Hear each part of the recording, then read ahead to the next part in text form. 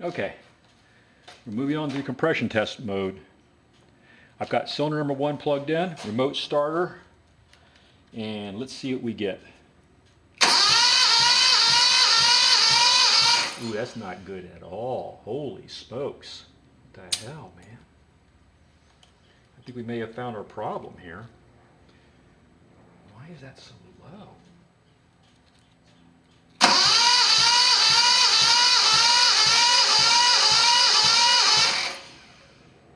Damn, 75 pounds. 80 PSI, that's a disaster. We have a mechanical problem apparently. Let's move to the next one, make sure not something weird going on with my pressure thing here. Well, hell, that would explain a lot right there. I'm gonna have to double check my valves, but it seems usually low. Let's see what this thing, let's see what we get with number 5. Yeah, there we go. 160, geez. Okay, well, there's your problem right there. There's something mechanical causing that cylinder to be super low. We'll check one more.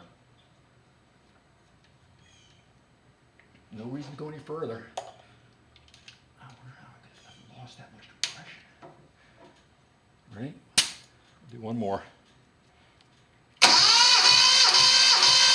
About 160. Geez. One more try. Just make sure I'm not doing anything real stupid here. But yeah, we've lost a lot of compression on number 6. And I don't know what could cause that. I don't have a blown head gasket anywhere. Got that in there real good. Let's make sure.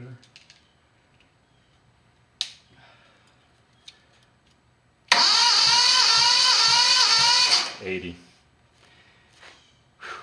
Well, damn. I wasn't expecting to see a low compression reading, but that's the problem. So the next step will be to pull this valve cover off and double check that valve. I thought I checked them out in the field when it gave me the issue the first time. What I'll do is, rather than doing all that nonsense, I'll use a leak down detector and we'll try to find out where is that leaking from. The leak down detector puts pressurized air, and then you can hear it coming out of the intake. It's either going to come out of the intake, the exhaust, or into the crankcase. So that'll be the next step. You know, that's kind of sucks. I'll get back to you. Thanks for watching.